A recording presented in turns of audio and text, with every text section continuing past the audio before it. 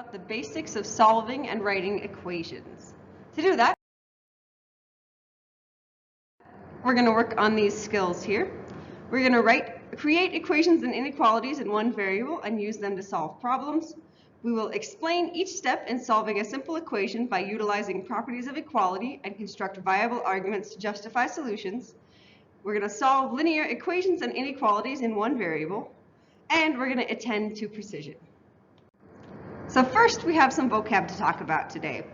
The first vocabulary term is the word formula. A formula is an equation that states a rule for the relationship between certain quantities.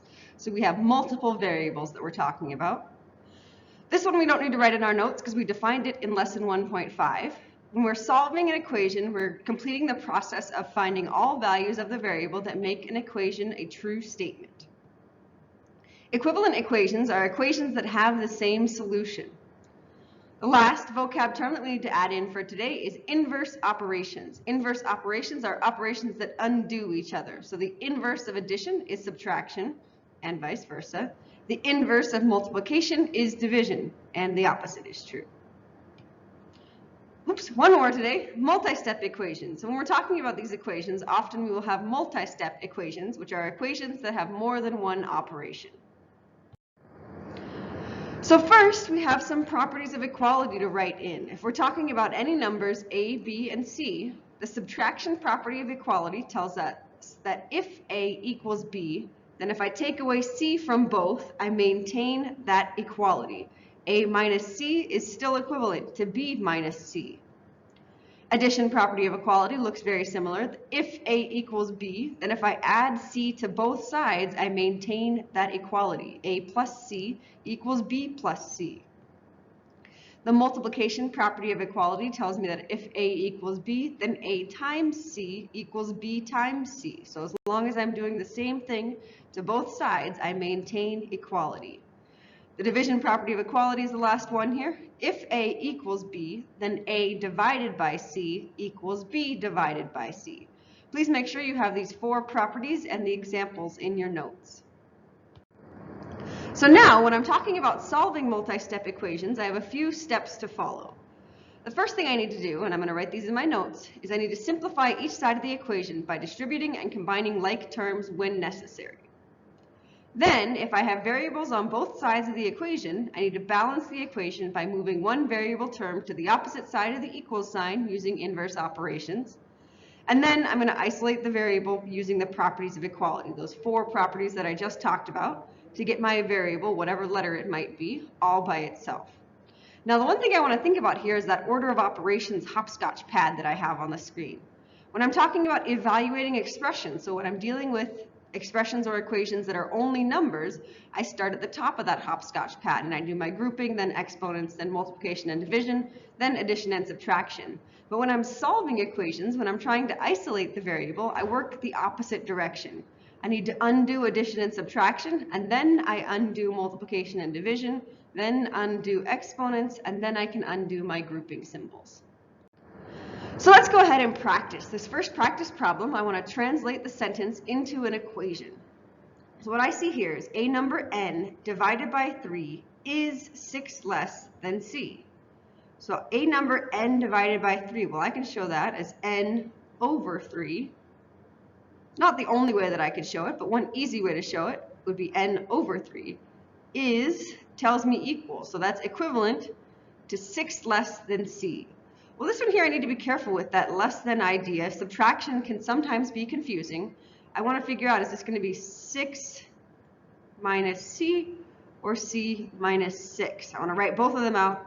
Well, this one I would say is c less than 6, so it's not this direction. 6 less than c is one of those backwards ones, so c minus 6. A number divided by 3 is 6 less than c. So my final answer looks like this one here.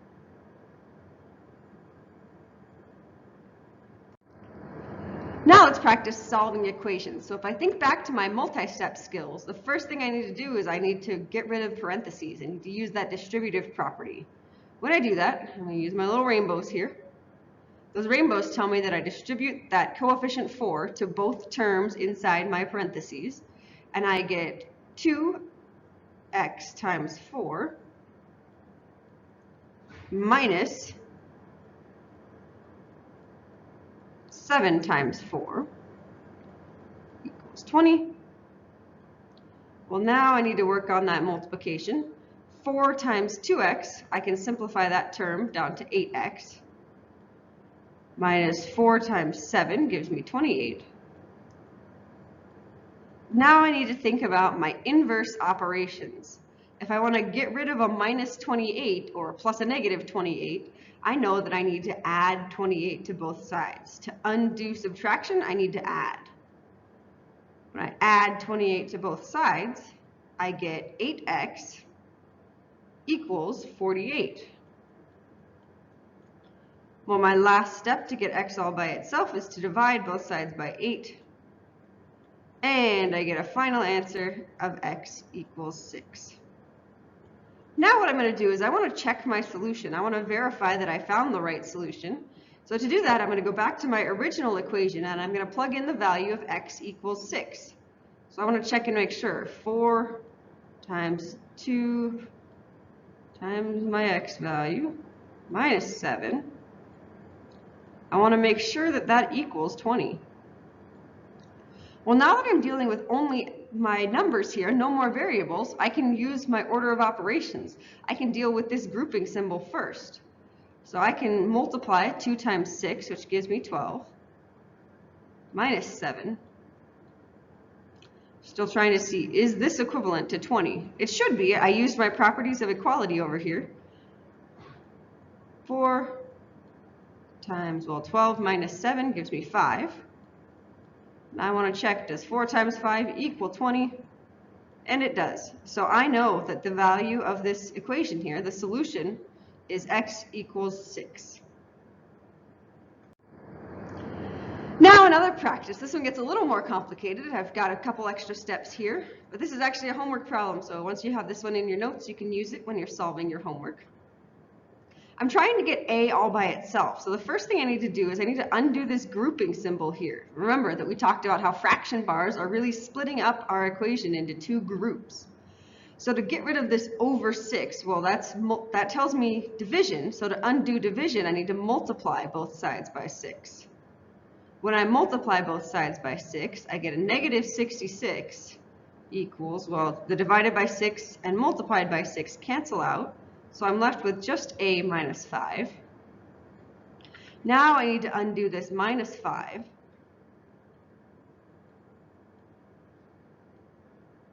Using my rules of integers, I know that my final answer here is a negative 61 equals a. And again, just like the last problem, I want to check my solution. On your homework, you don't need to show your work to check every solution, but you should go back, plug it in, make sure that it is verified. I think there are a few problems that ask you to show your work to check your solution. So if I'm checking my solution, I'm going to start with my original equation. Negative 11 equals, I'm going to plug in negative 61 for a, minus 5, all of that, over 6. Well, now I'm using that order of operations. I'm going to deal with my grouping symbol on the top. Negative 61 minus 5 gives me a negative 66 over 6. And my last step of division here, I get negative 11 equals negative 11. I have verified my solution. So your job is the homework task listed here from page 93. We jump straight to our multi-step equations. The textbook walks it through solving one step and then multi-step. So this one here, we're just jumping straight to page 93, numbers 1 through 10, 12 through 39, multiples of 3, 40 through 45, 52, 54, and 56. Remember to submit the form on Teams after you've self-graded your work. Thanks, guys.